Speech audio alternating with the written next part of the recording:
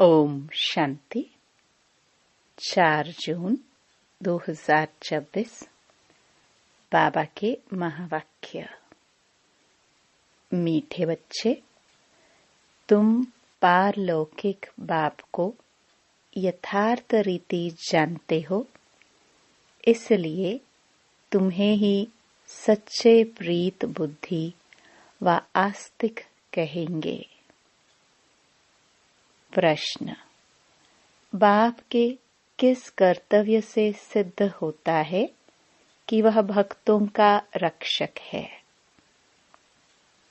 उत्तर: सब भक्तों को रावण की जेल से छुड़ाना, इनसॉल्वेंट से सॉल्वेंट बनाना, यह एक बाप का ही कर्तव्य है। जो पुराने भक्त हैं, उन्हें ब्राह्मण बनाकर देवता बना देना, यही उनकी रक्षा है। भक्तों का रक्षक आया है, अपने सभी भक्तों को मुक्ति, जीवन मुक्ति देने। गीत। भोला नाथ से निराला। ओम शांति। यह किसकी महिमा सुनी बच्चों ने? गाया जाता है, ओंच ते ओंच भगवान, और भगवान को ही बाप कहा जाता है। वही इस सारी रचना का रचयिता है। जैसे लौकिक बाप भी रचयिता है अपनी रचना का। पहले कन्या को अपनी स्त्री बनाते हैं और फिर उनसे रचना रचते हैं। 5-7 बच्चे पैदा करते हैं। उनको कहा जाएगा रचना। बाप ठहरा रचयिता, वह हद के रचयिता ठहरे। यह भी बच्चे जानते हैं, रचना को रचयिता बाप से वर्षा मिलता है। मनुष्य को 2 बाप तो होते ही हैं, एक लौकिक, दूसरा पारलौकिक। बच्चों को समझाया है, ज्ञान और भक्ति अलग अलग है। फिर है वैराग्य। इस समय तुम बच्चे संगम पर बैठे हो और बाकी सब कलयुग में बैठे हुए हैं। है तो सब बच्चे, परंतु तुमने बेहद के बाप को जाना है, जो सारी रचना का रचयिता है। लौकिक बाप होते भी उस पारलौकिक बाप को याद करते हैं। सतयुग में लौकिक बाप होते, पारलौकिक बाप को कोई याद नहीं करते, क्योंकि है ही सुखधाम। उस पारलौकिक बाप को दुखधाम में याद करते हैं। यहाँ पढ़ाया जाता है, मनुष्य को समझदार बनाया जाता है। भक्ति मार्ग में मनुष्य बाप को भी नहीं जानते हैं। कहते भी हैं परमपिता परमात्मा, हे गॉड फादर, हे दुख हरता सुख करता। फिर कह देते सर्वव्यापी। पत्थर में कण कण, कुत्ते बिल्ली सब में है। परमात्मा बाप को गालियां देने लग पड़ते हैं। तुम बाप के बने हो तो तुम हो गए आस्तिक। तुम्हारे बाप के साथ प्रीत बुद्धि है, बाकी सबकी बाप के साथ विपरीत बुद्धि है। अब तुम जानते हो, महाभारी लड़ाई भी सामने खड़ी है। पुरानी दुनिया के विनाश अर्थ हर 5000 वर्ष बाद कलयुगी पतित दुनिया पूरी हो, फिर सतयुगी पावन दुनिया स्थापन होती है बाप के द्वारा। जिसको ही याद करते हैं, हे पतित पावन आओ, हे खिवैया हमको इस विषय सागर से निकाल क्षीर सागर में ले जाओ।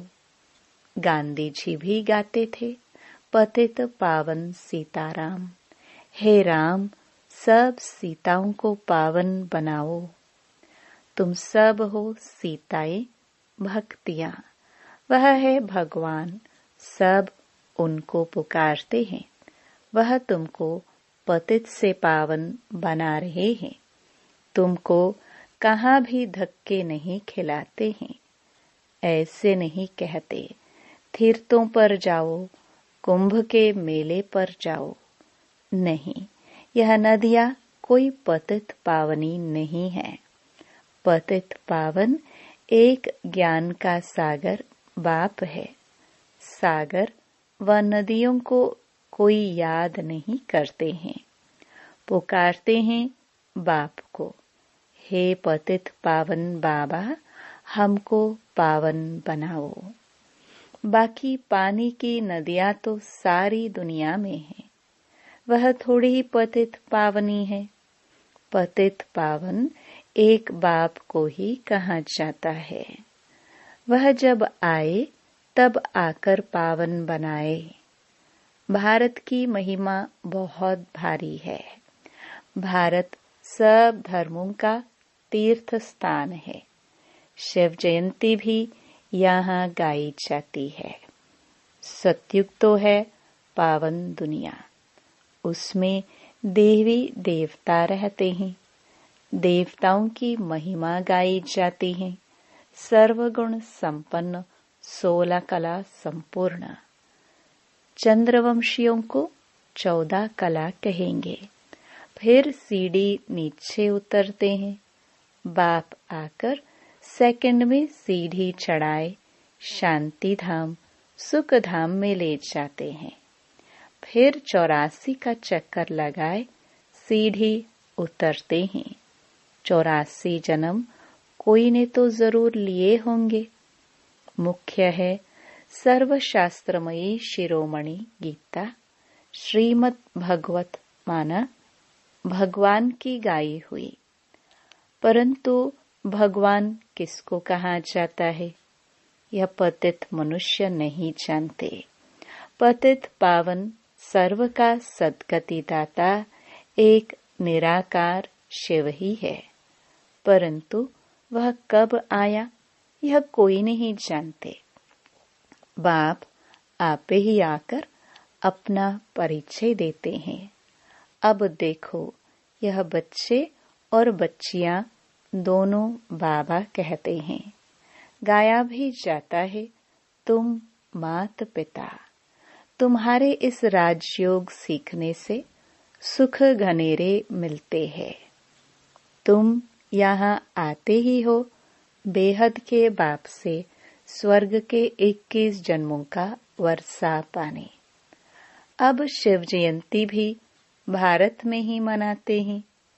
रावण भी भारत में ही दिखाते हैं, परंतु अर्थ कुछ भी नहीं जानते। शिव हमारा बेहद का बाप है, यह एक भी नहीं जानते। सिर्फ शिव की पूजा करते रहते हैं। जब सारा झाड़ तमो प्रधान हो जाता है तब बाप आते हैं। नई दुनिया में भारत स्वर्ग था, भारत में ही सतयुग था, भारत में ही अब कलयुग है। बाप समझाते हैं, पहले पहले तुम स्वर्ग के मालिक थे, अब तुम 84 जन्म भोग नरकवासी बने हो। अब मैं तुमको राजयोग सिखलाए मनुष्य से देवता, पतित से पावन बनाता हूँ। भक्ति अर्थात ब्रह्मा की रात, ज्ञान अर्थात ब्रह्मा का दिन। तुम ब्रह्मा कुमार कुमारियां दिन में जाते हो। इस पुरानी दुनिया को अब आग लगनी है। बरोबर महाभारत लड़ाई है। बरोबर इस महाभारत लड़ाई के बाद ही भारत स्वर्ग बन जाता है।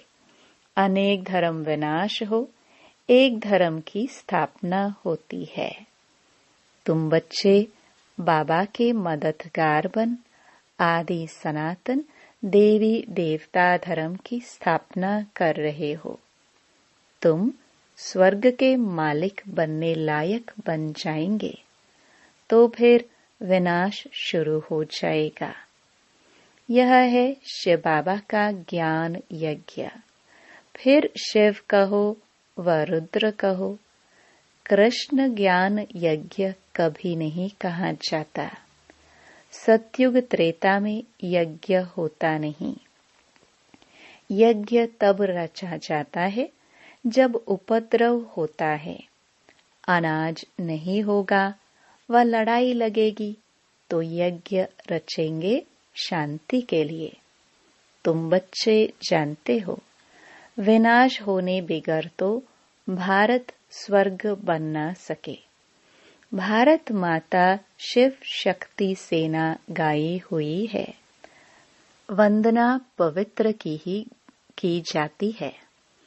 तुम माताओं को वंदे मातरम कहा जाता है, क्योंकि तुमने श्रीमत पर भारत को स्वर्ग बनाया है। अब बाप कहते हैं, मौत तो सबके सिर पर खड़ा है, इसलिए अब यह एक जन्म पवित्र बनो और बाप को याद करो, तो तुम तमो प्रधान से सतो प्रधान बन जाएंगे। अभी तुम शूद्र से ब्राह्मण बन फिर देवता बनेंगे। यह कोई नई बात नहीं। कल्प कल्प हर 5000 वर्ष बाद यह चक्र फिरता रहता है। नरक से स्वर्ग बनता है। पतित दुनिया में मनुष्य जो कुछ कर्म करते हैं वह विकर्म ही बनता है। बाप कहते हैं, 5000 वर्ष पहले भी तुमको कर्म अकर्म विकर्म की गति समझाई थी। अब फिर से तुमको समझाता हूँ। मैं परमपिता परमात्मा निराकार तुम्हारा बाप हूँ। यह शरीर जिसका हमने आधार लिया है, यह कोई भगवान नहीं है। मनुष्य को देवता भी नहीं कहा जाता, तो मनुष्य को भगवान कैसे कह सकते हैं? बाप समझाते हैं, तुम 84 जन्म लेते लेते नीचे सीढ़ी उतरते आए हो। ऊपर कोई जा नहीं सकता है। सभी पतित बनने का ही रास्ता बताते हैं, खुद भी पतित बनते जाते हैं। तब बाप कहते हैं, उनका भी उद्धार करने मुझे आना पड़ता है। यह है रावण राज्य। तुम अभी रावण राज्य से निकल आए हो। धीरे धीरे सबको पता पड़ेगा। ब्राह्मण बनने बिगर शिव बाबा से वर्षा ले नहीं सकते। बाप है ही दो, एक निराकारी बाप, एक साकारी बाप। वर्षा मिलता है एक साकारी बाप से साकारी बच्चों को, और फिर निराकारी बेहद के बाप से वर्षा मिलता है निराकारी आत्माओं को। अब तुम बच्चे जानते हो, मीठे मीठे शिव बाबा से हम 21 जन्म के लिए सुख धाम का वर्षा लेने आए हैं। विश्व के मालिक बनते हैं योग बल से। कोई हथियार आदि नहीं है, तो बाप से योग लगाए विक्रम विनाश कर विष्णुपुरी के मालिक बनते हैं। अब अमर लोक में जाने के लिए अमर कथा सुन रहे हैं। वहां अकाले मृत्यु कभी होता नहीं, दुख का नाम निशान नहीं। तुम बच्चे आए हो श्रीमत पर चल बेहद के बाप से श्रेष्ठ ते श्रेष्ठ देवी देवता बनने। यह कोई शास्त्रों का ज्ञान नहीं है। दिखाते हैं विष्णु की नाभि से ब्रह्मा निकला, उनके हाथ में फिर शास्त्र देते हैं। बाप कहते हैं, ब्रह्मा द्वारा मैं तुमको सारी रचना के आदि मध्य अंत का ज्ञान सुना रहा हूँ। मैं ही ज्ञान का सागर हूँ। गाते भी हैं ज्ञान सूर्य प्रगटा, अज्ञान अंधेर विनाश। सतयुग में अज्ञान होता नहीं। वह सचखंड था तो भारत हीरे जैसा था। हीरे जौहरों के महल बनते थे। अभी तो मनुष्यों को पूरा खाने के लिए भी नहीं है। इनसॉल्वेंट विश्व को फिर सॉल्वेंट कौन बनाए? यह बाप का ही काम है। बाप को ही तरस पड़ता है। कहते हैं तुमको राजयोग सिखाने आया हूँ। नर से नारायण, नारी को लक्ष्मी बनाता हूँ। भक्तों का रक्षक है ही बाप। तुमको रावण की जेल से छुड़ाए सुख धाम में ले जाता हूँ। सारी दुनिया में जो ब्राह्मण बनेंगे वही देवता बनेंगे। ब्रह्मा का नाम भी बाला है, प्रजापिता ब्रह्मा। तुम ब्राह्मण हो सबसे उत्तम। तुम भारत की सच्ची रूहानी सेवा कर रहे हो। बाप की याद से ही विक्रम विनाश होंगे। और कोई रास्ता नहीं है पतित से पावन बनने का। याद से ही खाद भस्म होगी। सोनार लोग जानते हैं सच्चा सोना झूठा सोना कैसे बनता है। उसमें चांदी तांबा लोहा डालते हैं। तुम भी पहले सतो प्रधान थे, फिर तुम्हारे में खाद पड़ती है, तमो प्रधान बन पड़े हो। अभी फिर सतो प्रधान बनना पड़े, तब सतयुग में जा सकेंगे। बाप कहते हैं कोई भी देहधारी को याद नहीं करो। गृहस्थ व्यवहार में रहते एक बाप के सिवाय और कोई को याद नहीं करो तो तुम स्वर्गपुरी के मालिक बन जाएंगे। स्वर्ग अथवा विष्णुपुरी थी, अब रावणपुरी है, फिर विष्णुपुरी बनेगी जरूर। साधु संत आदि सबका उद्धार करने आता हूँ। तब ही कहा जाता है यदा यदा ही धर्मस्य। यह भारत की ही बात है। सर्व का सद्गति दाता मैं एक बाप शिव हूँ। शिव रुद्र सब उनके ही नाम है, अतः नाम रख दिए हैं। बाप कहते हैं मेरा असली नाम तो एक ही है, शिव। मैं शिव हूँ। तुम सालिग्राम बच्चे हो। तुम आधा कल्प देह अभिमानी रहे हो, अब देही अभिमानी बनो। एक बाप को जानने से बाप द्वारा तुम सब कुछ जान जाते हो। मास्टर ज्ञान सागर बन जाते हो। अच्छा, मीठे मीठे सिखिलदे बच्चों प्रति माता पिता बाप दादा का याद प्यार और गुड मॉर्निंग।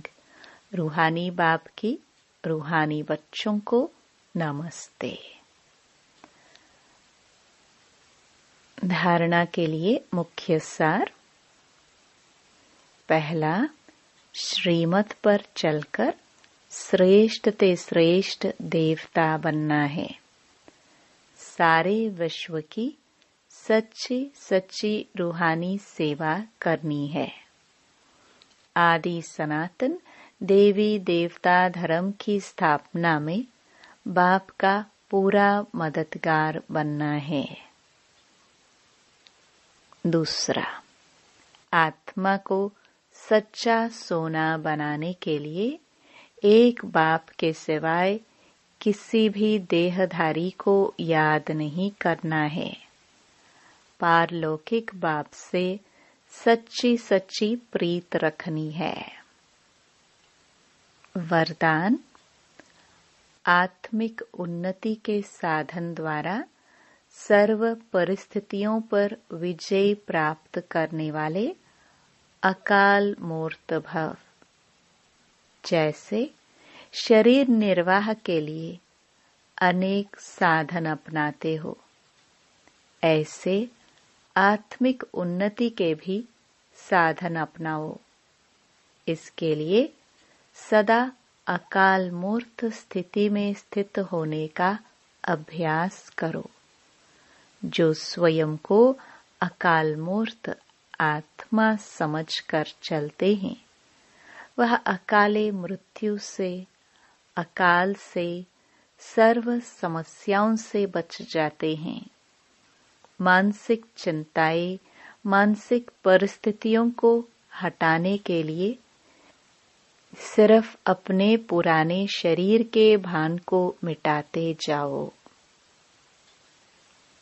स्लोगन: कोई भी बात जो बार बार फील करता है, वह फाइनल में फेल हो जाता है। मातेश्वरी जी के अनमोल महावाक्य। मनुष्य साक्षात्कार में कैसे जाते हैं? यह जो साक्षात्कार में जाना होता है, तो इसकी फिलॉसफी भी बहुत महीन है। यह अंतःवाहक शरीर से जाकर घूम आते हैं। जैसे कोई बाहर घूमने जाते हैं ना, तो ऐसे नहीं घूमने गया तो मरा। वो घूमकर फिर वापस लौट कर आएगा ना। तो यह भी आत्मा इस बॉडी से निकल अंतःवाहक शरीर से सैर करने जाती है। थोड़े समय के लिए इनकी आत्मा उड़ता पंछी है। यह भी परमात्मा का काम है, जो उनकी रस्सी को खींच दिव्य दृष्टि से उनको साक्षात्कार कराता है। जैसे रात को हम जब शरीर से न्यारी आत्मा हो सुख पंथ अथवा स्वप्न की अवस्था में चले जाते हैं, तो उसी समय शरीर शांत है, तो देह और देह के धर्म भूल जाते हैं। परंतु ऐसे नहीं, कोई शरीर मर गया, फिर जब जागृत में आता है, तो उस रात के सपने की अवस्था का वर्णन कर सुनाते हैं। वैसे परमात्मा के साथ योग लगाने से परमात्मा फिर दिव्य दृष्टि से आत्मा को सैर कराते हैं। फिर जब ध्यान से उठते हैं, तो वो देखा हुआ साक्षात्कार फिर वर्णन कर सुनाते हैं कि हम यह देख कर आए। तो वह स्वप्न रजोगुण तमोगुण भी होता है। यह ध्यान फिर सतोगुण अवस्था है। तो ध्यान में कोई शरीर मरता नहीं है, मगर शरीर की भासना गुम हो जाती है। जैसे क्लोरोफॉर्म देने से शरीर के सुध बुध भूल जाती है। देखो, डॉक्टर जब कोई अंग को डेड करते हैं, तो इंजेक्शन लगाकर डेड कर देते हैं, परंतु और इंद्रियां तो चलती हैं। तो ध्यान भी इसी तरह से है कि आत्मा कोई उड़कर सैर कर आती है, परंतु शरीर मर नहीं जाता। अब यह रस्सी खींचने की स्मृति भी परमात्मा में है, न कि मनुष्य आत्मा में। अच्छा, ओम शांति। ये अव्यक्त इशारे। सदा हर्षित रहने के लिए अपनी नेचर को सरल बनाओ, सहनशील बनो। सदा हर्षित रहने वालों का यादगार विष्णु के रूप में दिखाया है। विष्णु क्षीर सागर में आराम से लेटा हुआ ज्ञान का सिमरण कर हर्षित हो रहा है। तो हर्षित रहने का साधन है ज्ञान का सिमरण। जो जितना ज्ञान का सिमरण करते हैं,